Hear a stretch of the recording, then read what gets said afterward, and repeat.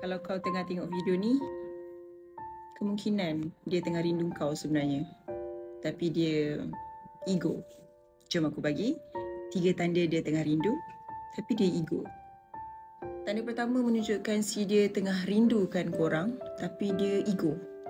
Tiba-tiba dia react dekat story korang, tapi dia tak nak bersembang pun. Sebab dia nak jaga ego dia, dia tak nak kalah. Tiba-tiba dia like gambar-gambar lama korang yang korang dah post lama, last month. Tiba-tiba. Tanda kedua, dia tengah rindukan korang secara ego lah orang cakap. Dia sebenarnya, dia stalk korang, tapi dia tak gunakan akaun dia yang real. Dia ada fake account ataupun ada second account. Dia tengah perhatikan movement korang. Yelah, dia nak jaga dia punya ego. Tak naklah tunjuk sangat yang dia tengah rindu. Sebenarnya, benda tu tak mustahil dia buat. Tanda yang ketiga menunjukkan dia tengah rindukan korang, tapi dia ego. Tapi sebelum Miza bagi, Miza nak korang follow akaun Miza ni sebab next Miza akan up lagi 3 tanda yang best-best.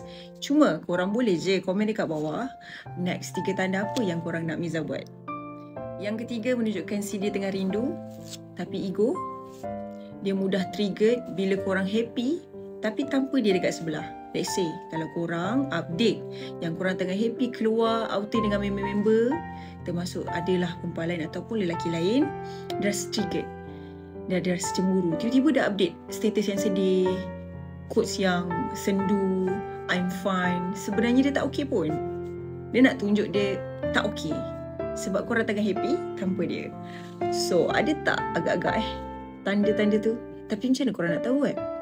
Ataupun korang yang buat? Jom komen, jangan kecam-kecam.